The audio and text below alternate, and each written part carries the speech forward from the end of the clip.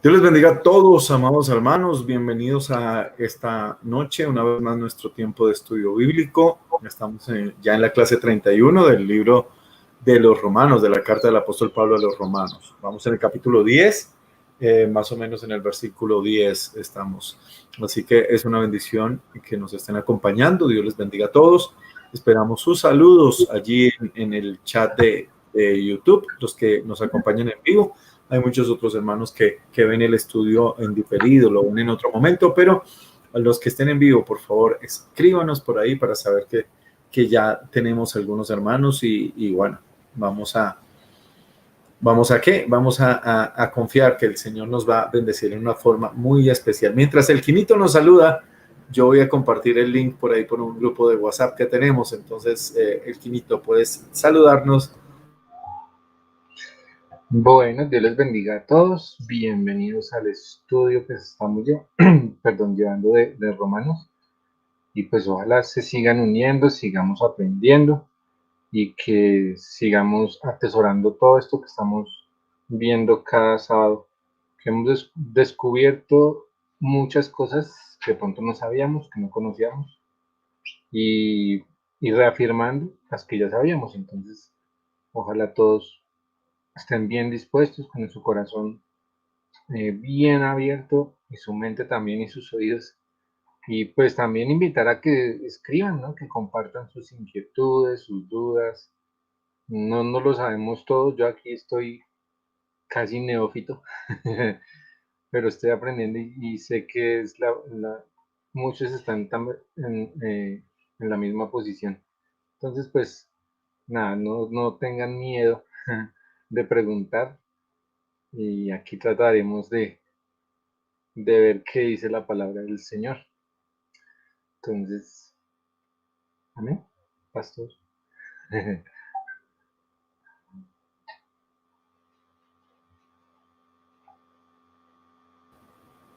Listo, muy bien. Ya compartimos en el grupo de WhatsApp nuestro link, el link de nuestro estudio bíblico. Ya estamos saliendo evidentemente por YouTube. Y damos un minutico más para que alguien más se nos una en este hermoso propósito de estudiar la palabra del Señor. Vamos rápidamente un resumen. Estamos hablando en los primeros 8 capítulos del libro de Romanos o de la carta a los Romanos. Les recuerdo, Pablo plantea el plan de salvación para toda la humanidad. No importa la raza, no importa el país de origen, judío, no judío, pecador o declarado por sí mismo justo, todos hemos pecado y Pablo concluye que ninguno es realmente justo como para ser salvo. Así que nadie puede ser justo para ser salvo. Así que el Señor soluciona el problema. Dios bendiga a mis tías que se añaden. Dios bendiga a Helencita, mi mamá debe estar también por ahí, mi tía Linda, mi tía Rosalina, qué bendición. El apóstol Pablo entonces concluye que pues que la única forma de poder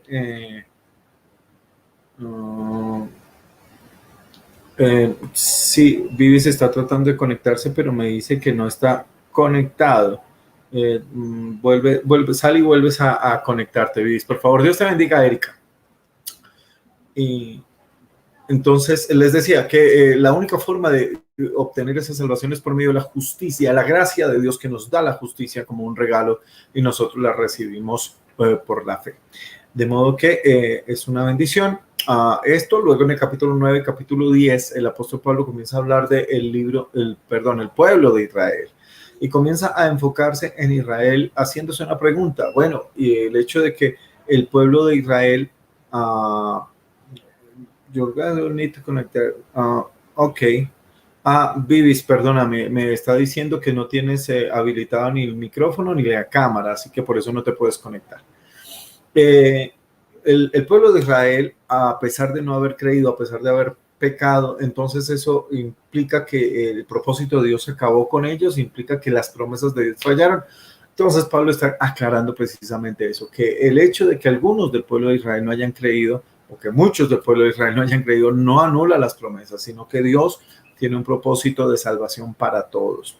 Y bueno, estábamos viendo en el capítulo 10 una palabra impresionante que todos conocemos y que de hecho la usamos mucho, que si confesares con tu boca que Jesús es el Señor y creyeres en tu corazón que Dios le levantó de los muertos, serás salvo, porque con el corazón se cree para justicia, pero con la boca se confiesa para salvación. Y habíamos quedado básicamente en ese versículo tan hermoso, en esa declaración tan maravillosa que el Señor nos da en su palabra, a través del apóstol Pablo, y que habla acerca de la fórmula de cómo podemos llegar a ser salvos. Así que quiero que oremos, vamos a orar para comenzar y vamos a pedirle al Señor que nos guíe en este pasaje que vamos a estudiar de Romanos capítulo 10. Les invito a que nos acompañen a orar. Amado Dios, estoy en tu presencia, te doy gracias por la oportunidad y el privilegio tan precioso que nos da, Señor amado, de poder estar en este lugar y de poder compartir tu palabra y poder compartir este tiempo de estudio bíblico. Gracias por los hermanos que se van añadiendo, gracias por los que tal vez van a escuchar o a ver el estudio bíblico después. Señor, te pido que para todos sea una bendición, que para todos sea de una instrucción maravillosa, que aprendamos, que todos podamos aportar, que podamos, Señor amado, resolver dudas si hay alguna, y que tu Espíritu Santo sea guiándonos. Te lo suplico en el nombre de Jesús. Amén, amén. Muy bien, quiero terminar, el párrafo que estábamos estudiando termina realmente en el versículo 9, perdón, en el versículo 2:13, discúlpenme, en el versículo 13. Y quiero leer esos últimos 3 versículos que nos faltó, 2 versículos que nos faltaron repasar un poco el sábado anterior.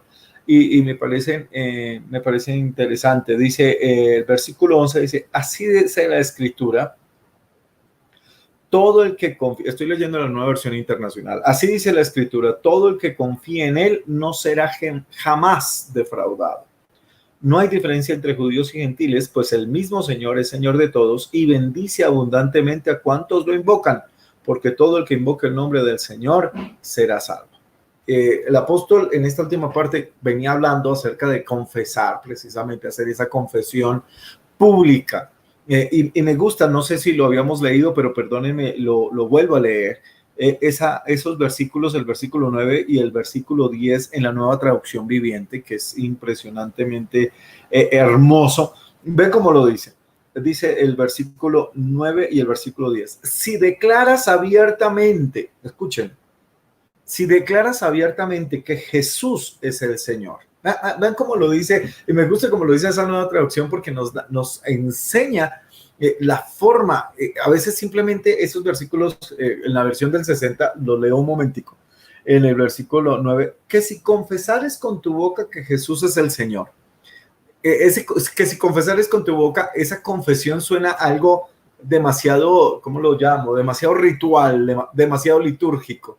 Y en cambio la Nueva Traducción Viviente lo dice de una forma súper especial. Dice que si declaras abiertamente que Jesús es el Señor. Y me parece fantástico precisamente porque dice, Vivi sigue intentando, pero me sigue diciendo que no tienes conectada tu cámara y tu micrófono y entonces que no te pueden permitir la entrada.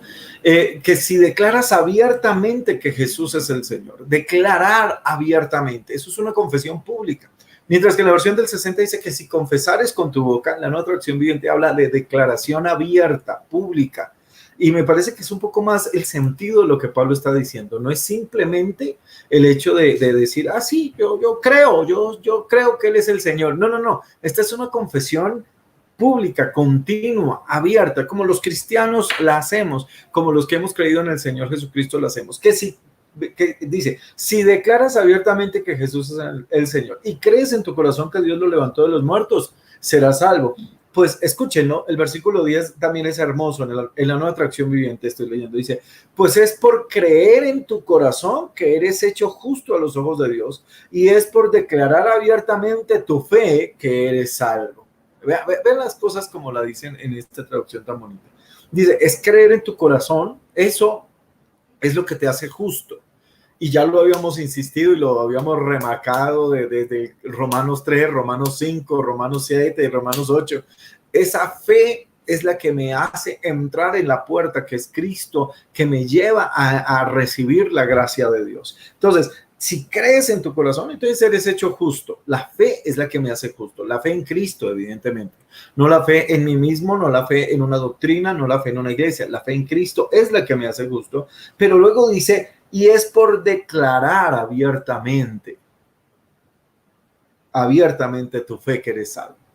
Esto me parece, y por eso quería leer esta traducción en esos versículos, porque me parece que anula completamente el hecho de que nosotros seamos cristianos de la secreta, que seamos cristianos incógnitos. No puede haber un cristiano que sea un cristiano incógnito, no puede haber un cristiano que sea secreto, no existe esa posibilidad. Nosotros de hecho tenemos que ser abiertos en cuanto a nuestra fe. No podemos, recuerden lo que dice Lucas 12, de hecho hablando del Señor Jesucristo, que si te avergüenzas de mí delante de estos hombres, de los hombres, entonces yo también me voy a avergonzar de ti delante de mi Padre que está en los cielos. Estamos hablando de hacerlo público. Somos cristianos públicamente y eso nos muestra la salvación, nos muestra que somos salvos. El hecho de que cualquier persona que es salva quiere mostrarlo, quiere decírselo, no se oculta, no se esconde, todo lo contrario, le brilla en el rostro. Cuando uno tiene esa experiencia de salvación, y muchas personas que hemos conocido que tienen esa experiencia de salvación, lo primero que quieren es publicarlo, lo primero que quieren es decirlo, lo primero que quieren es contárselo a todo el mundo. ¿Por qué? Porque eso hace la salvación, eso es lo que hace precisamente la transformación de Dios en nuestra vida. Ahora, sigue diciendo, y vuelvo a la Nueva Versión Internacional en el versículo 11. Así dice la Escritura, todo el que confía en él no será jamás defraudado. No será jamás defraudado. La versión del 60 dice en el versículo 11, pues la Escritura dice, todo aquel que en él creyere no será avergonzado. No será defraudado, no será avergonzado. Todo el que cree no va a salir defraudado. Es la seguridad que nos da el hecho de que creemos en un Dios absolutamente leal, absolutamente fiel, absolutamente firme, absolutamente comprometido con nuestra vida. No sé si el Quinito quieres ahondar, ayudar, aportar algo. No, creo que eso es bastante claro, pero sí me asaltaba aquí una duda, yo y mis dudas en con todo el respeto que merecen los católicos, ellos creen, ¿no? Creen en Dios. ¿Qué marca la diferencia entre ellos que creen en Dios también y nosotros que creemos? O sea, es una respuesta para de pronto que ellos se preguntarán, ¿por qué tengo que ser cristiano si yo creo en Dios? Y muchos se preguntarán eso, ¿por qué tengo que ser cristiano y no puedo ser católico si yo creo en Dios? Y aquí dice, como creo, y ellos creen en que Él resucitó porque celebran la Semana Santa, que ya está por venir, y todas estas cosas.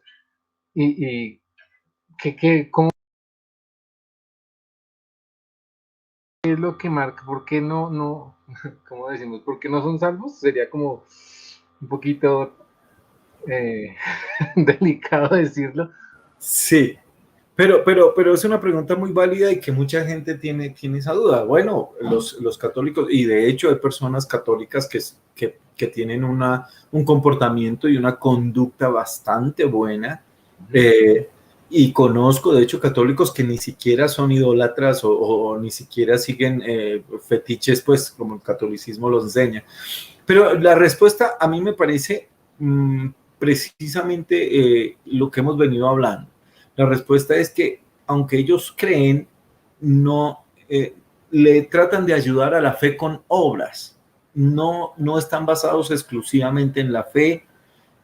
No consideran que la salvación sea simplemente ese regalo de Dios que hay que recibir por la fe y ya, sino que me parece que el catolicismo ha puesto unas muletas alrededor o ha puesto otras cosas y le ha sumado a la salvación, le ha sumado otros requisitos para ser salvo. Y ahí es donde radica el gran problema. Tú eres, por ejemplo, el catolicismo enseña, eres salvo si te bautizas en la Iglesia Católica. O si no, todos lo saben, los que son católicos o han sido católicos, saben que si el catolicismo enseña que si un niño no se bautiza, se muere y se va para el limbo. de modo que no hay seguridad de salvación. De modo que la salvación para ellos no está basada exclusivamente en la fe en Cristo, sino que hay que hacer algunas otras cosas. De hecho, la doctrina católica habla de cumplir unos sacramentos, que son unos mandamientos para ellos, para poder llegar a ser salvo, para poder ser salvo.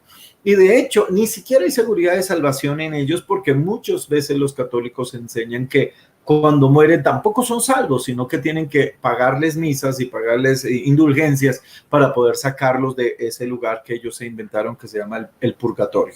De modo que no hay seguridad de salvación. Y como no tienen la seguridad de salvación es porque no han puesto su seguridad precisamente en Cristo, porque no han puesto absolutamente su fe y su confianza en Jesucristo, quien es el único que nos puede realmente salvar.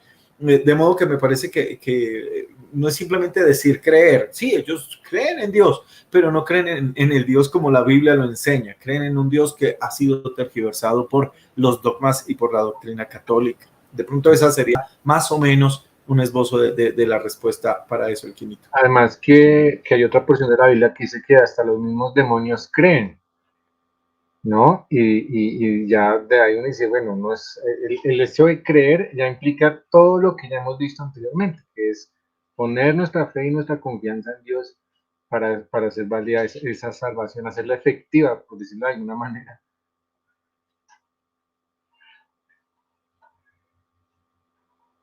Llegó la hermana Vivis, por fin cuadramos el problema técnico y pudo entrar. Dios te bendiga, Vivis. Puedes abrir tu micrófono y saludarnos. Hola, ¿cómo están? No, por fin me prestaron otros celulares, que no estoy en casa, entonces parece que es un problema con mi celular, pero la corrí mucho y quería estar porque corrí la verdad mucho para estar. Dios les bendiga. Qué bueno que llegaste, Vivis. Muy bien. Entonces vamos al versículo 11 que dice, así dice la Escritura, todo el que confíe en él no será jamás defraudado. Y para mí ese versículo, que de hecho está citando el apóstol Pablo, un pasaje de Isaías 28 y 16, que dice precisamente eso, todo el que confíe en él no será defraudado. Y qué seguridad, o sea, Pablo está citando este pasaje para remarcar, o sea, es que es una seguridad impresionante, es una roca lo que nos está poniendo Pablo de fundamento. Todo el que confíe en él no será jamás defraudado. Todo aquel que en él creyere no será avergonzado. De modo que le está dando el apóstol Pablo, por algo se le llama al apóstol Pablo el apóstol de la fe. Recuerden, hay básicamente hay tres apóstoles que escriben la mayoría de las epístolas del Nuevo Testamento. El apóstol Pablo, el apóstol Pedro y el apóstol Juan. Y es muy curioso porque cada uno de los tres inclina su escrito hacia uno de los tres pilares, hacia las tres virtudes principales del cristiano.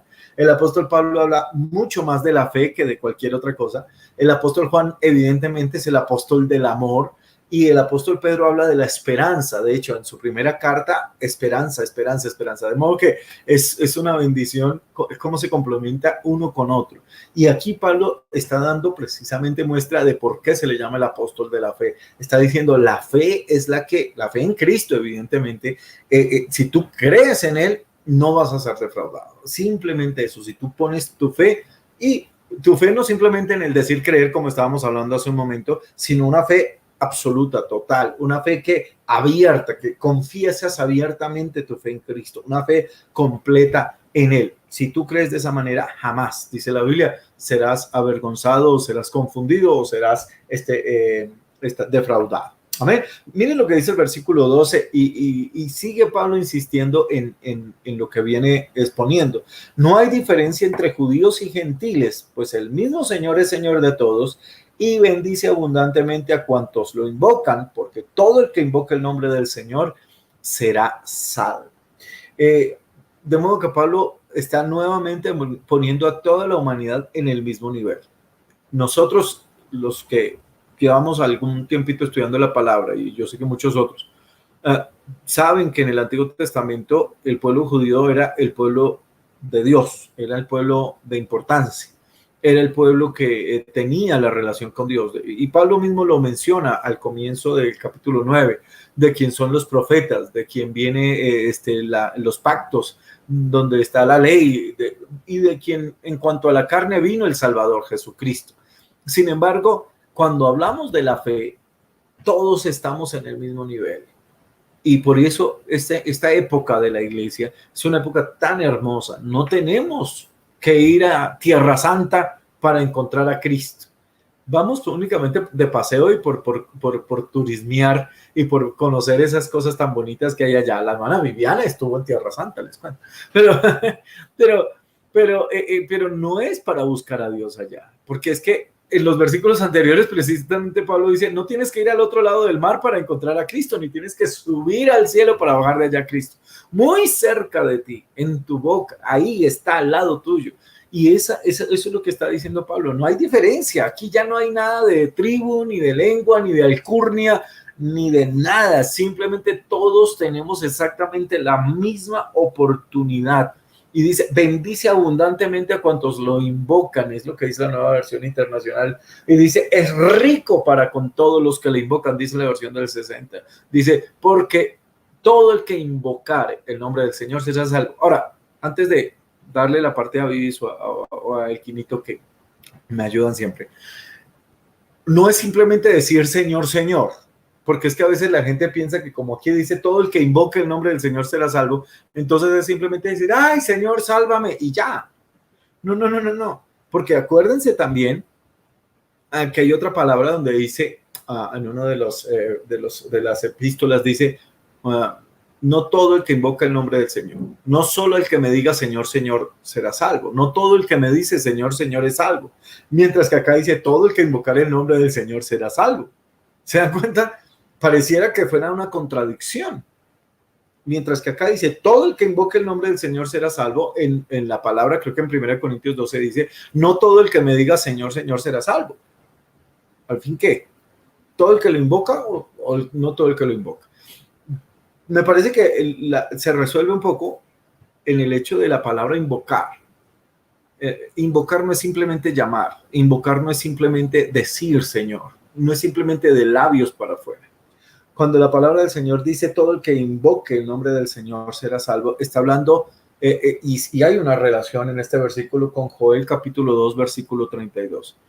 Y todos los que hemos leído Joel 2.32, y si me permiten, voy allí un momento, que no sé, voy a ponerle aquí algo para que no se me pierda, pero es que quiero hacer énfasis en esto. Joel capítulo 2, versículo 32.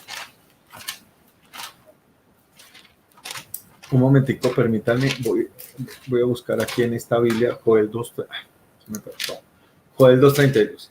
Y quiero que miremos el contexto de ese pasaje, porque es que precisamente dice, y todo aquel que invocare el nombre del Señor, el nombre de Jehová será salvo, porque en el monte de Sión y en Jerusalén habrá salvación. Pero, ¿en qué momento está diciendo esto y alrededor de qué? Está hablando, primero, el capítulo 2 de Joel habla de arrepentimiento, de desgarrar nuestro corazón reconociendo el pecado.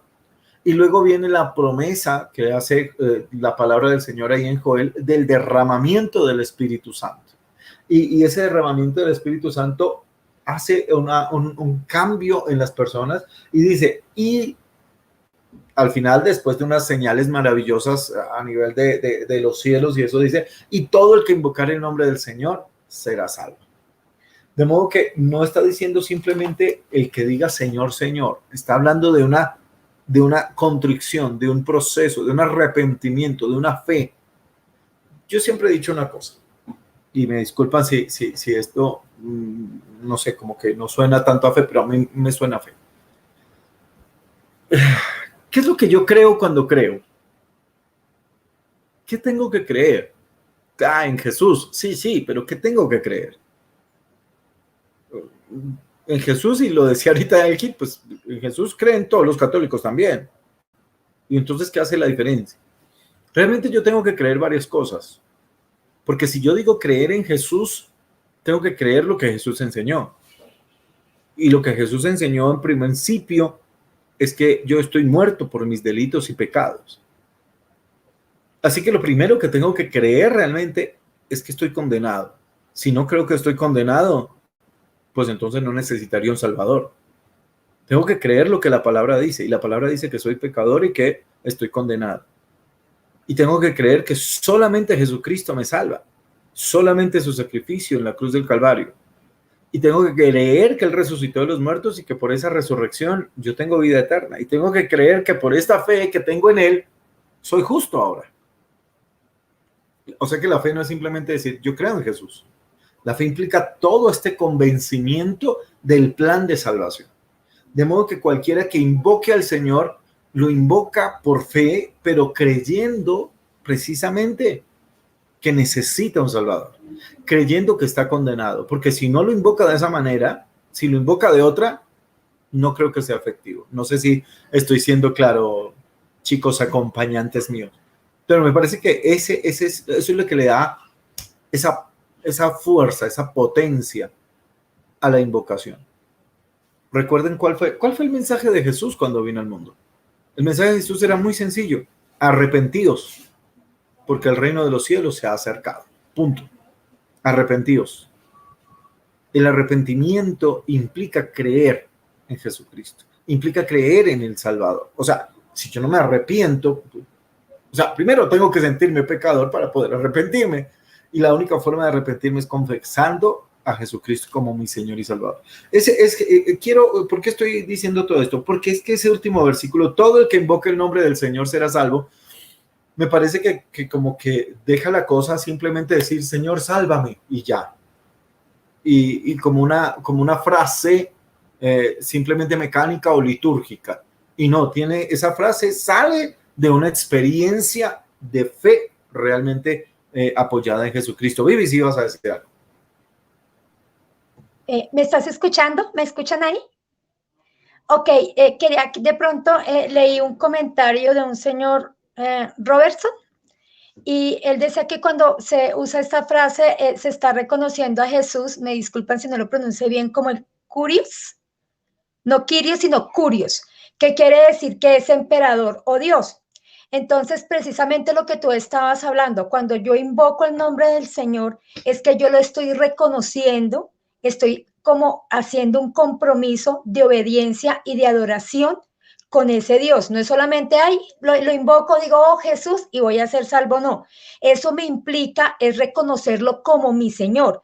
Y cuando si nos remontamos a la antigüedad, ¿quién era el Señor? Tú ya no eras dueño de tu vida, el Señor, cuando tú eras esclavo, el Señor te decía qué tenías que hacer, a qué horas acostarte, a qué horas levantarte, a qué horas hacer absolutamente todo, disponía totalmente de tu vida.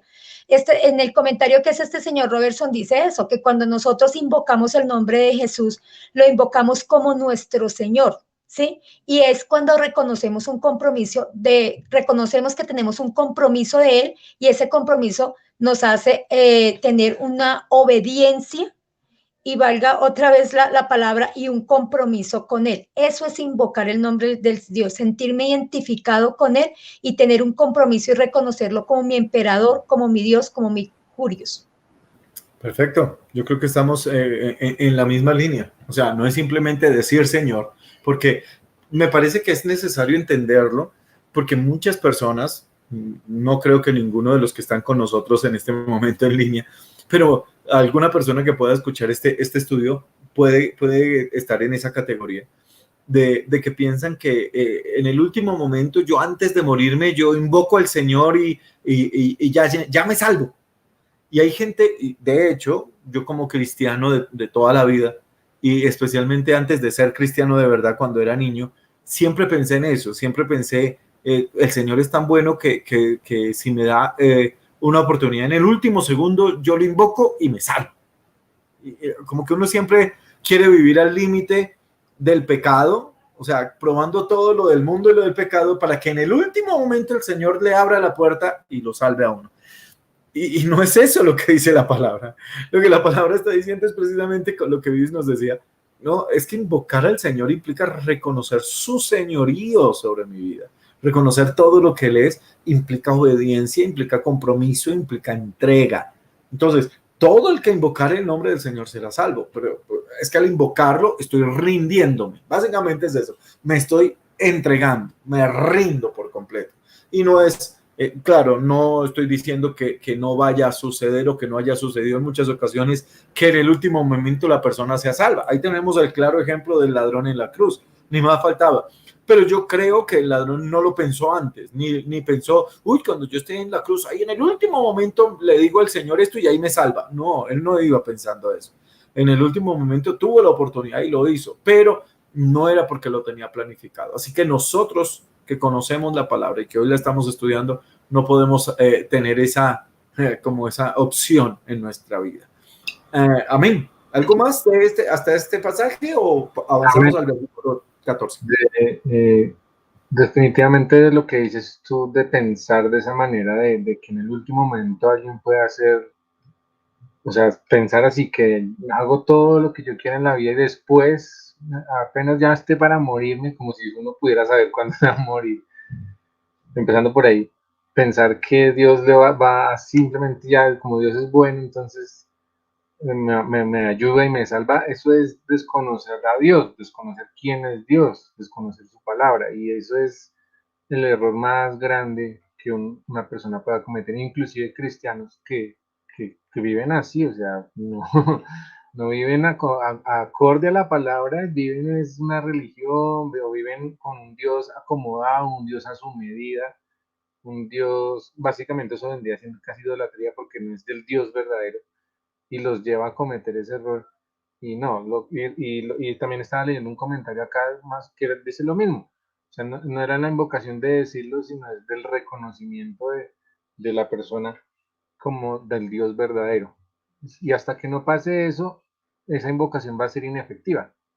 Va a ser, no va a ser real, no va a ser sincera. Y pienso yo que eso a la final, a la postre, se va a ver en los frutos de la persona. Ahí es donde se va a ver evidenciar realmente que si esa invocación fue para salvación o simplemente un salir del paso. Exactamente. Y evidentemente lo que tú dices, perdóname, Luis, lo que tú dices es claro, se ve en los frutos. El que invoca al Señor evidentemente se ha rendido y eso habla de una transformación en su vida, habla de ese nuevo nacimiento del que hablamos hace unos sábados y habla de estar en la gracia y de mantenerse firme en la gracia que hablamos hace unos sábados. Luis, cuéntame.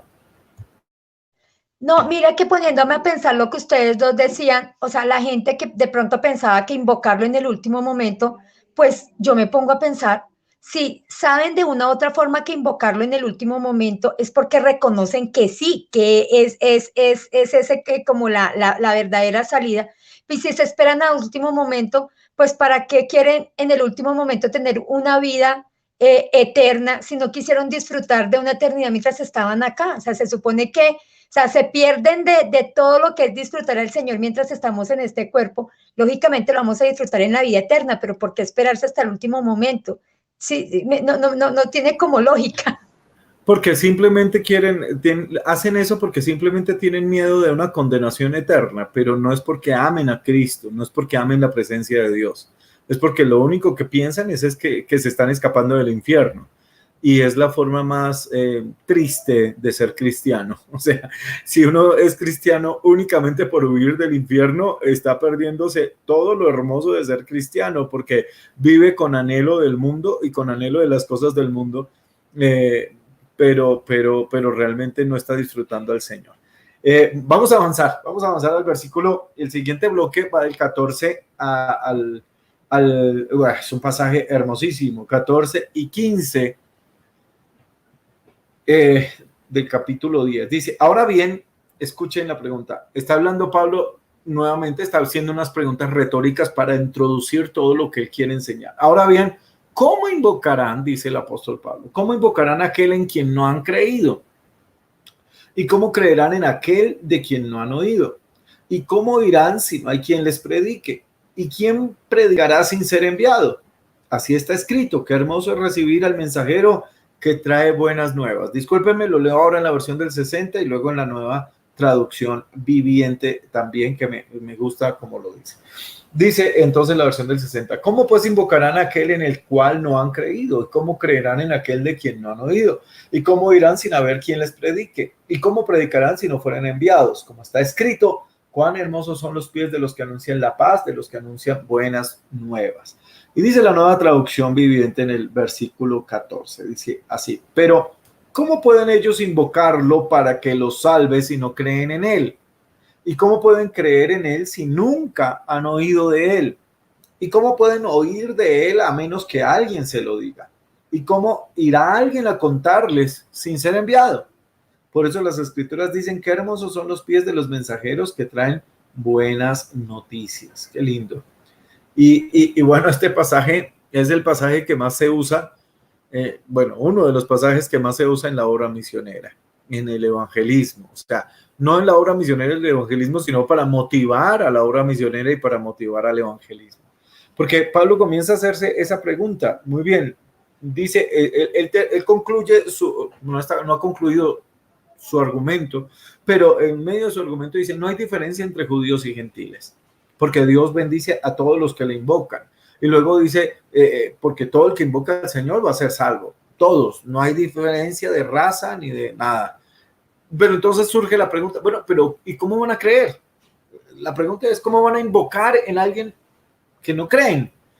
Y yo creo que Pablo aquí, es mi pensamiento, Pablo aquí se refiere en ese momento a su ministerio como a que va a los gentiles. Yo creo que Pablo como que tiene esa chispa de pensar en las personas que no han escuchado nunca de Jesús. Pablo estaba tan empeñado en llevar el conocimiento de Jesucristo a todo el mundo. Y recuerden que le escribe a los romanos no solamente para hablarles del evangelio que él predica, sino también para que ellos lo ayuden a llegar a España. Entonces, a mí me parece que esta es en medio de todo una cuña para decirle a los romanos: yo quiero llegar a otras personas, yo quiero llegar a aquellos que nunca lo han oído, yo quiero llegar a aquellos que ¿cómo van a invocar a alguien en quien simplemente de quien no han oído? Y este pasaje, más que cualquiera, yo creo que no podemos decirlo de otra manera, pues es un pasaje que nos llama a hablar, a llevar el evangelio a todo el mundo. Y bueno, me acuerdo en nuestra época de CAMI, me acuerdo en nuestra época de mover mucho la motivación hacia las misiones entre los jóvenes, y cómo hablábamos de los que nunca han escuchado de Jesús y de que nunca han escuchado la historia verdadera de Jesús. La gente piensa que Jesús, el nombre de Jesús es universal, y nosotros aquí acomodados en nuestro país, en Colombia, digamos, de alguna forma influenciados por el catolicismo que nos ha enseñado alguna historia sobre Jesús, pensamos que todo el mundo la conoce. Y como la mayoría de gente celebra Navidad, entonces todo el mundo debe conocer la historia de Jesús. Y resulta que no todo el mundo conoce a Jesús. Y hay muchos miles de millones de personas que todavía no han escuchado jamás el nombre de Jesús en su vida. Si han escuchado el nombre de Jesús, no es para referirse al Hijo de Dios. Es más, hay algunas religiones que hablan de Jesús, pero lo hablan de otra manera. Lo hablan, por ejemplo, el Islam habla de Jesús como un profeta, pero no como el Hijo de Dios. De modo que los Islam saben quién es Jesús, pero no creen en él como el Hijo de Dios. Y estamos hablando que los árabes que pertenecen al islamismo son más de 1.000 millones de personas. Y si vamos al hinduismo, y si vamos al budismo, y si vamos al taoísmo, y si vamos al confucianismo, y si vamos a todo este tipo de gente que han crecido en eso. No más, yo creo que todos vemos televisión de vez en cuando, y cuando se habla de Corea del Norte, un país tan tremendo, tan cerrado, en el que el gobernador, el emperador, es el Dios, porque así lo adoran como Dios, y él se proclama un Dios. Obviamente Jesucristo no es conocido, y no lo conocen, de hecho, no saben quién es Jesús. Y por eso la pregunta de Pablo es tan importante. ¿Cómo invocarán a aquel en quien no han creído? Si uno no cree en Jesús, no puede invocarlo. Además que la pregunta nos vuelve a enseñar lo mismo. Para invocarlo tienes que creer en él. Para invocarlo como tu Señor tienes que haber puesto tu fe en él primero. Eso es lo que dice. Pero ¿cómo van a invocar a alguien en quien no han creído? Pero luego dice, ¿y cómo van a creer en alguien de quien nunca han oído? Impresionante. Pablo, evidentemente, hablando en su época, está refiriéndose a llegar a muchas personas, está refiriéndose a su trabajo de ir y de hablarles la verdad de Cristo. Sin embargo, dice, ¿cómo van a creer si no han oído de Él? Y luego dice, ¿cómo van a oír si no hay quien les diga? ¿Quiénes son los llamados a predicar? Al fin y al cabo, 1 Corintios capítulo 1 dice el apóstol Pablo que a Dios le plació salvar al mundo a través de la locura de la predicación. La predicación, hablar, predicar, proclamar. No engrandezcamos la predicación más de lo normal. Predicar no es solamente estar detrás de un púlpito o detrás de una pantalla, de una cámara, predicándole a millones. No, predicar es hablar de Cristo.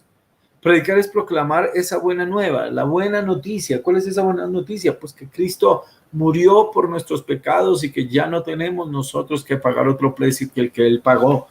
¿Cómo irán si no hay quien les predique? Y luego hace otra pregunta para cerrar este paquete de misiones. Y bueno, ¿y quién puede predicar si no es enviado? O sea, si no lo envían, si no lo apoyan, si no se forma todo un plan, ¿cómo van a ir a hacerlo? Y por eso cita nuevamente a Isaías, que dice, cuán hermosos son los pies de los que anuncian la paz, de los que anuncian las buenas nuevas o que anuncian buenas nuevas. Es un pasaje que conmueve, es un pasaje que nos recuerda que todavía hay gente que necesita escuchar de Cristo, que todavía hay muchos que, ¿cómo van a invocar a Cristo? ¿Cómo pueden invocarlo si no creen en Él? ¿Y cómo van a creer en Él si nunca han oído de Él, no lo conocen? Y los que alguna vez han oído de Él, tal vez han escuchado de un Jesús diferente, de un Jesús no como el de la Biblia. No sé si Elkin y Viz quieran añadir. Avis. Pues no sé, en algo que yo leía lo confronta a uno mucho porque decía que porque Dios no escogió los ángeles para predicar, o sea, para que ellos fueran los que dieran el evangelio, o porque no escogió, o sea, Dios había podido hacer mil cosas para que lo conocieran, solamente presentárselo y conocerlo, sin embargo, Él nos escogió a nosotros. Si a mí en este momento me piden hablar del funcionamiento de los drones, pues yo quedo totalmente sin palabras. Eso nos quiere decir que tú no puedes hablar de nada de lo que no conoces, ¿sí? Entonces, si nosotros realmente, lo que tú dices, yo no sé si en nuestra mente loca nos pusieron como la predicación del evangelio como algo tan sublime, tan para unas personas, como tan allá, y resulta que la predicación del evangelio no es otra cosa que hablar de lo que tú has experimentado de Cristo en tu vida, del amor de Dios en tu vida, del regalo de la gracia en tu vida. Eso es predicar el evangelio. Y lo hacemos con nuestros comportamientos, con nuestras palabras, con nuestras acciones, con tantas cosas que a veces ni siquiera nos damos cuenta que estamos predicando el evangelio. Entonces es como, no sé si o sea, quitarle ese mito a la predicación y a eso, o sea, nos lo entregó a todos, y es porque los ángeles no pueden sentir la redención que nosotros sí hemos podido sentir y la gracia que nosotros sí hemos podido sentir. Entonces es básicamente, si a mí me pudieran en este momento hablar de mi mamá, me aparecerían letreros porque es alguien que amé y conocí. Entonces, de igual forma de Cristo, es alguien que yo amo, que yo conozco, entonces debe ser mucho más fácil hablar de ese Cristo que conocemos, ¿verdad? Y que amamos. El asunto es que por alguna razón, lo que tú dices es cierto. ¿Quiénes están llamados a hablar? Pues los que conocen de Cristo, los que hemos tenido esa experiencia de salvación. De hecho, un gran predicador que ya está en la presencia del Señor, Adrian Rogers, decía, si a ti no te motiva a hablar de Cristo, es que tal vez nunca has sido salvo. Y es cierto. Entonces, quiero ir terminando diciendo acerca de lo importante que es la predicación de la palabra. Viviana decía algo muy interesante antes de que se nos cayera, y es el hecho de que todos estamos llamados a predicar. Es cierto que nuestro testimonio predica, es cierto que nuestro comportamiento predica, pero muchas veces nuestro comportamiento debe abrir la puerta para que nosotros hablemos. El hecho de que vean que nuestro comportamiento es diferente nos debe dar la oportunidad para poder hablarle a la persona y decirle que Cristo la ama, es necesario, porque al fin y al cabo así nuestro comportamiento puede ser lindo y puede ser inspirador y puede llevar a la gente a tratar de buscar a Dios, pero, pero no los va a salvar eso. Lo único que los va a salvar es que pongan su fe en Jesucristo. Y la única forma en que eso va a suceder es si les predicamos de Cristo, diciéndoles que Él es el salvador de sus almas. De modo que, bueno, espero que, la verdad ni sé si están allí o no están allí viéndonos. Espero que sí. Parece que... Sí, por YouTube se está corriendo. ¿Perdón? Por YouTube sí se está transmitiendo ya. Sí, ya está transmitiendo. Ah, bueno. Entonces, bueno, pues entonces, no sé, Quinito, si quieras comentar algo de estos versículos tan hermosos que tienen esta intención misionera. Sí, no, totalmente de acuerdo con lo que han compartido los dos. De pronto, en la posición de Viviana, lo que le entendía era que predicar, hay como varias maneras de predicar, tal vez es lo que se refería, tanto que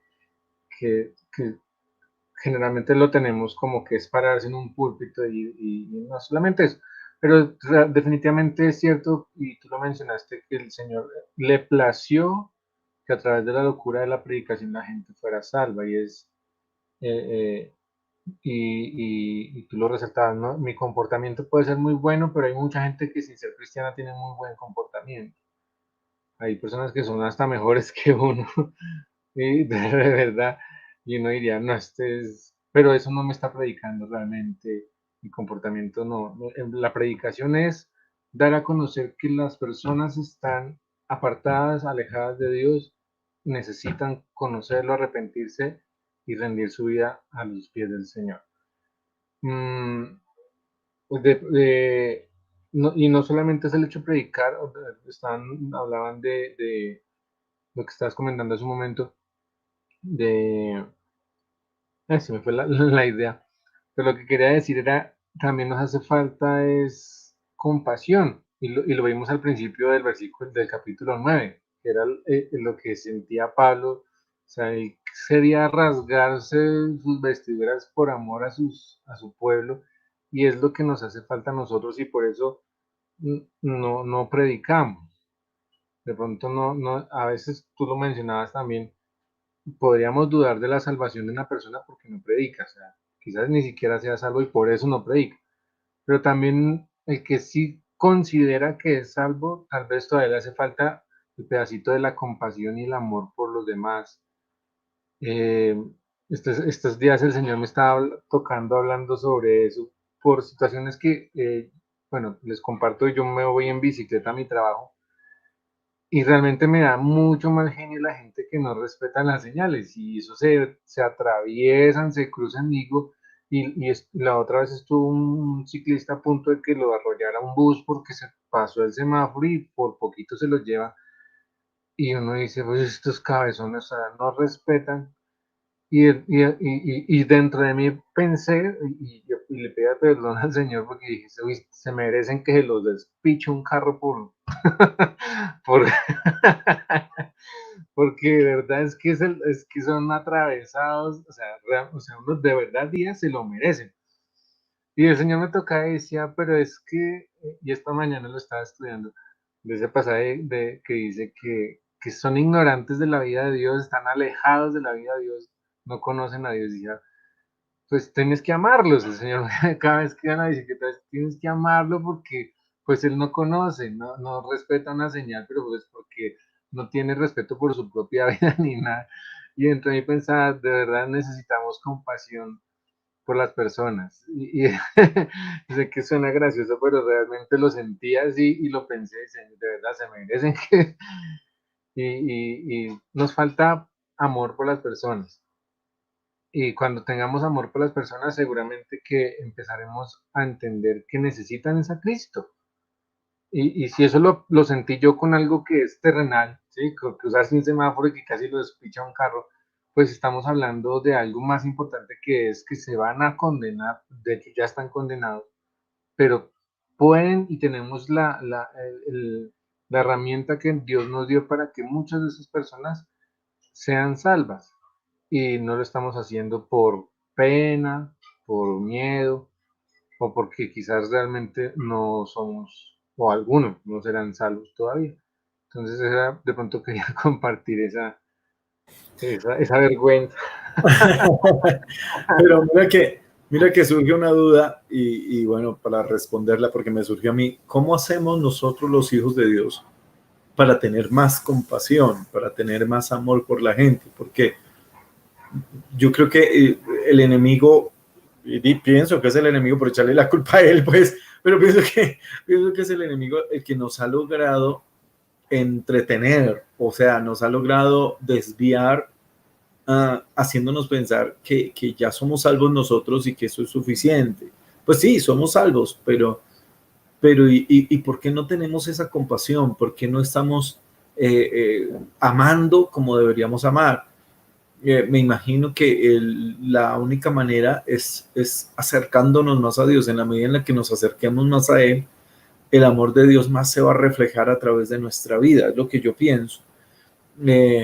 No un amor alcahueta, porque pues Jesucristo nunca tuvo un amor alcahueta, pero sí un amor compasivo, un amor que tiene esa compasión por la gente. Y en la medida, tal vez nos hemos dedicado, y muchos cristianos nos hemos dedicado a predicar y a enseñar y a aprender lo que significa ser santos, y no nos hemos olvidado lo que significa ser, disculpen la palabra, humanos, lo que significa tener compasión. Y Jesucristo vino tan seguro de su santidad, tan seguro de lo que Él era, que no le tenía miedo a tener compasión. Y nosotros como que le tenemos miedo a tener compasión para cuidar nuestra santidad o para vigilar nuestra santidad. Alguna cosa así. Yo veo a Jesús que no tenía miedo de tener compasión, no tenía miedo de sentarse a hablar con una mujer que estaba sola, así pensaran mal de él. No tenía miedo de sentarse a hablar con un publicano, con un fariseo, con el que fuera. No sentía temor de que lo señalaran o de que lo encasillaran. No, porque él tenía compasión, simplemente ese amor por la gente. En cambio, nosotros tenemos miedo. Si me ven hablando con un gay, van a pensar que yo los apoyo, que yo los avalo, que yo los quiero. Si me ven sentado hablando con un ñero, pues un marihuanero, bueno, no, es de los mismos. O sea, tenemos ese temor de no me junto porque me contamino. Y resulta que Jesús estaba tan seguro de lo que era, que no tenía miedo de juntarse. Y me parece que nos hace falta esa seguridad de lo que somos para poder hablar también con las personas. Y bueno, en la medida en la que nos acerquemos a Cristo, cada vez más su compasión se va a reflejar más en nuestra vida. Yo creo que vamos a dejar hasta ahí. El Quinito, Dios los bendiga a todos los que están todavía conectados. Vamos a editar ese pedacito que se nos cayó en internet. Siempre tenemos no siempre, pero algunas veces tenemos esta limitante de que la red puede caerse en cualquier momento. Pero gracias a Dios que logramos volver. Divis parece que no, o pensó que ya no íbamos a volver, no sé. Pero bueno, gracias a Dios que pudimos avanzar un poquitito. Ya son las 7:30 y quiero que dejemos hasta ahí. Vamos a editar igual el video y el próximo sábado continuamos con el siguiente pasaje que es muy interesante porque retomamos, Pablo retoma a hablar de Israel específicamente con respecto a lo que está diciendo. Amén. Vamos a orar y le damos gracias al Señor. Dios mío, muchas gracias te doy por esta noche. Gracias por tu bendición, gracias por la palabra, gracias por lo que nos enseñas. Ha sido un pasaje tremendo, hermoso, que nos muestra esa seguridad que tú nos das de nuestra salvación y nos muestras también, Señor, la necesidad que tenemos de tener compasión de las almas. Dios mío, ayúdanos a hacer eso, a hacer esos hermosos pies que van por los montes, llevando las buenas nuevas, Dios mío. Que tengamos, Señor, siempre en nuestra boca, Dios, una palabra de ayuda para aquel que está sufriendo. Te lo pido, Señor, bendigo a mis hermanos, mis hermanas, a todos los que nos han escuchado, en el nombre de Jesús. Amén, amén. Dios te bendiga, Quinito. Dios te guarde. Entonces vamos a dejar hasta ahí. Dios les guarde a todos.